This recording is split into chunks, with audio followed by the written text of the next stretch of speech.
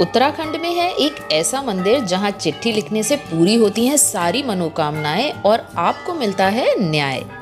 भारत का वो हिस्सा जिसे हम उत्तराखंड कहते हैं उसे हमारे वेदों में देवभूमि कहा गया है और हिमालय की गोद में बसे इस सबसे पावन क्षेत्र में देवी देवताओं के कई चमत्कारिक मंदिर हैं।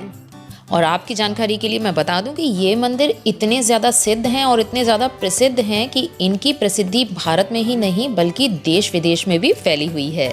और इन्हीं मंदिरों में से एक है गोलू देवता का मंदिर। स्थानीय लोगों की माने तो गोलू देवता को न्याय का देवता कहा जाता है। गोलू देवता अपने न्याय के लिए दूर दूर तक मशहूर हैं। हालांकि उत्तराखंड में गोलू देवता के कई मंदिर हैं, लेकिन इनमें से सबसे ज्यादा लोकप्रिय अल्मोड़ा जिले में स्थित चितई गोलू देवता और घोड़ाखाल के गोलू देवता का मंदिर है। बहुत सारे लोग इन मंदिरों को घंटों वाला मंदिर के नाम से भी जानते हैं। मंदिर से जुड़ी हुई तमाम जानकारी के लिए वीडियो में बने रहें, क्योंकि आज के वीडियो में न केवल मैं आपको मंदिरों की लोकेशन बताने वाली हूं बल्कि गोलू देवता से जुड़ी हुई बहुत सारे इंटरेस्टिंग फैक्ट्स भी शेयर करने वाली हूं। इसलिए वीडियो को छोड़ के कहीं ना जाए। साथ ही अगर आपने अभी तक चैनल को सब्सक्राइब नहीं किया है तो जल्दी से इसे सब्सक्राइब कर लें और पास बने बेल आइकन को प्रेस कर दें ताकि आप तक मेरी हर एक नई वीडियो की नोटिफिकेशन पहुँच सके। तो सबसे पहले हम चलते हैं चितई के गोलू देवता के मंदिर। मंदिर की लोकेशन है एकदम ऑन रोड और जैसा कि आप देख सकते हैं कि मंदिर के बाहर हैं ढेर सारी दुकानें। यहाँ से आप ले सकते हैं मंदिर में चढ़ाने के लिए प्रसाद, साथ ही छोटी घंटी या फिर बहुत बड़ा घंटा। जब लोगों की मनोकामना पूरी हो जाती है तो वो फिर से गोलू देवता के मंदिर आकर यहाँ पर अपनी श्रद्धा के अनुसार घंटी या फिर घंटा चढ़ाते हैं। यहाँ आप देख सकते हो इतनी छोटी सी घंटी थी, ये शायद 20 या 30 रुपए में मिल रही थी। और यहाँ पर है ये बड़ा सा घंटा और ये लगभग 20 किलो के करीब था और इतना भारी था कि ना मुझसे हिला भी नहीं। घंटों के अलावा यहाँ पर गोलू देवता की पीतल की मूर्तियाँ भी मिल रही थी जो कि बहुत सुंदर थी, तो आप चाहें तो यहाँ से ले सकते हैं। बहरहाल मैंने मंदिर में चढ़ाने के लिए यहाँ से प्रसाद ले लिया है और अपने दुपट्टे से छुपाते हुए मैं ले जा रही हूँ उसे मंदिर की तरफ। इस बात का खास ध्यान रखें क्योंकि इस मंदिर में बंदर बहुत ज़्यादा हैं। बिना किसी डर और बिना किसी संकोच के उनको आपके हाथ से प्रसाद छीनने की पूरी आज़ादी है। और मंदिर के प्रवेश द्वार में आने के बाद में भी आप देख सकते हैं कि यहाँ पर थोड़ी सी दुकानें हैं। और अगर इस वीडियो को देखने के बाद में आपको लग रहा है कि इस मंदिर में भीड़ नहीं रहती है तो आप बिल्कुल गलत हैं, क्योंकि यहाँ पर लगती हैं लंबी लंबी लाइनें। लेकिन जिस दिन मैं गई थी इस मंदिर में उस दिन मुश्किल से यहाँ पे 4 से 5 लोग और थे दर्शन करने के लिए। तो इस मंदिर में मैं गई थी दिवाली से ठीक 3 दिन पहले। अब दिवाली जैसे बड़े त्यौहार की तरफ ज़्यादातर लोग अपने कामों में बहुत ज़्यादा व्यस्त होते हैं, इस वजह से मंदिरों में बहुत कम भीड़ आपको देखने को मिलती है। मंदिर में लगे इन घंटों को देखकर आप अंदाज़ा लगा सकते हैं कि यहाँ आने वाले कितने लोगों की मनोकामनाएं पूरी होती हैं। बंदरों से बचते हुए और घंटे बजाते हुए हम आ गए हैं मंदिर के गर्भगृह के सामने।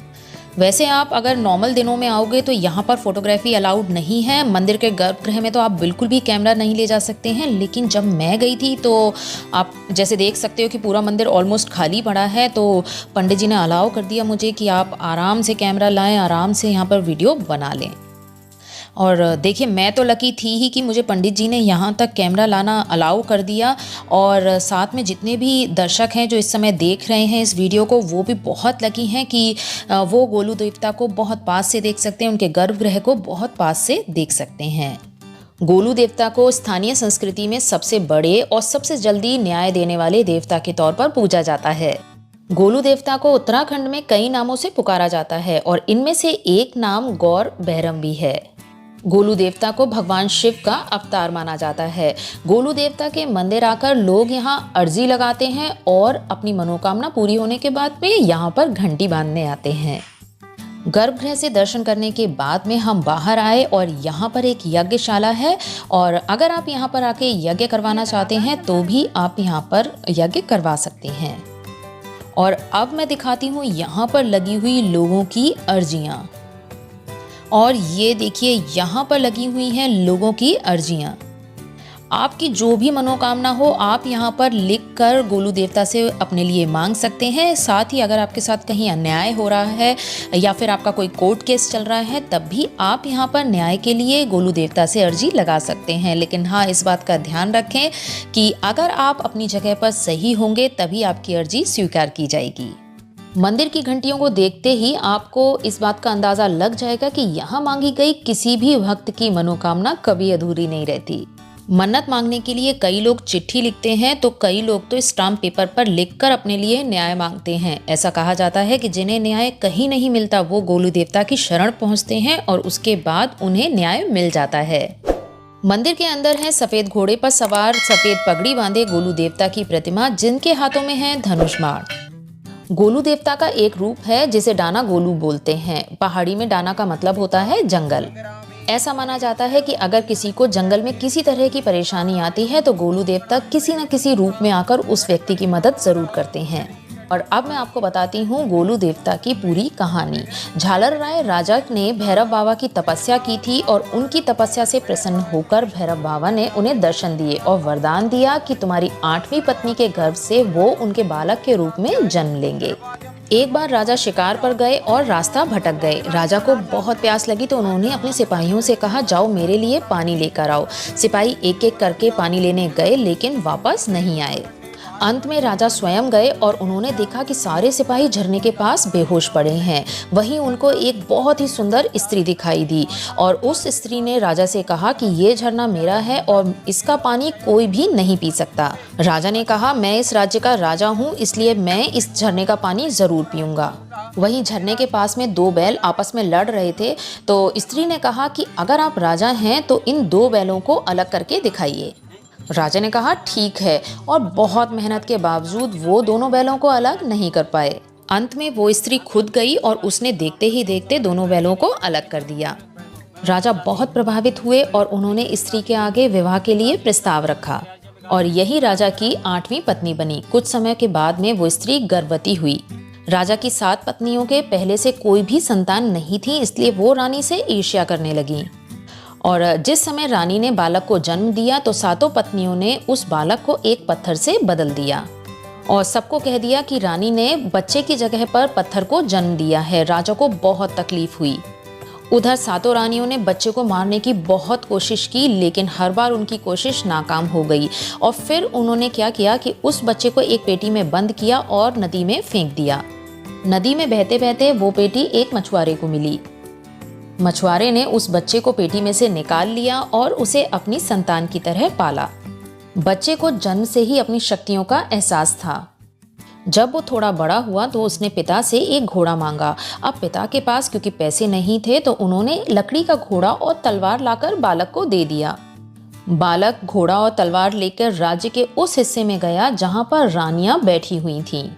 बालक ने रानियों से कहा कि मुझे थोड़ा पानी चाहिए क्योंकि मेरा घोड़ा प्यासा है। इस पर रानियों ने कहा कि ये तो लकड़ी का घोड़ा है, ये भला पानी कैसे पी सकता है। लेकिन बच्चे ने जिद नहीं छोड़ी। रानियों ने सिपाहियों को बुलाकर बालक को राजा के पास भेज दिया। राजा को सारी बात बताई गई और राजा ने कहा, लकड़ी का घोड़ा पानी भला कैसे पी सकता है।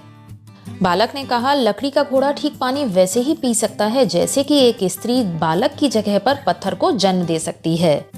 फिर राजा ने बालक से पूछा कि तुम कौन हो, और इस बात पर बालक ने राजा को सारी कहानी बताई। सारी बातें सुनने के बाद में राजा ने बालक को अपने बेटे की तरह स्वीकार किया और वही बालक बाद में राजा बना। बालक अपनी न्यायप्रियता के लिए बहुत प्रसिद्ध हुए क्योंकि समस्या कैसी भी हो वो बहुत ही जल्दी न्याय देते थे। बाद में उनके कई मंदिर बने और उनके मंदिर में भी न्याय की अर्जियों का हिसाब बहुत जल्दी होने लगा। कहा जाता है कि गोलू देवता आज भी अपने राज्य में घूमते हैं और अपनी प्रजा की रक्षा करते हैं। गोलू देवता के कई रूप हैं जिनमें से डाना गोलू देवता और खाई गोलजू देवता मुख्य हैं। तो ये थी मेरी छोटी सी कोशिश गोलू देवता के बारे में आप तक थोड़ी जानकारी पहुंचाने की। और अब बात कर लेते हैं कि अगर आप गोलू देवता के मंदिर जाना चाहते हैं तो आपको किस तरह से वहां पहुंचना है। अगर आप घोड़ा खाल में सैनिक स्कूल के पास बने हुए गोलू देवता के मंदिर जाना चाहते हैं तो आप हल्द्वानी, काठगोदाम और भीमताल से भवाली होते हुए घोड़ा खाल तक जा सकते हैं। या फिर आप हल्द्वानी से जोलीकोट भोवाली से होते हुए भी घोड़ाखाल जा सकते हैं। हल्द्वानी से घोड़ाखाल पहुंचने में आपको लगेंगे लगभग 1 घंटा 30 मिनट। लेकिन अगर आप जागेश्वर धाम जा रहे हैं तो बेहतर होगा कि आप चितई गोलू देवता के दर्शन करें, क्योंकि जागेश्वर जाते हुए आपको चितई गोलू देवता का मंदिर ऑन रूट पड़ेगा। आपको कहीं भी उसके लिए एक्स्ट्रा ट्रेवल नहीं करना पड़ेगा। अगर आप चितई के गोलू देवता के मंदिर जाना चाहते हैं तो आपको लेना होगा अल्मोड़ा रूट, जिसके लिए आपको हल्द्वानी, काठगोदाम, भोवाली होते हुए चितई पहुंचना है।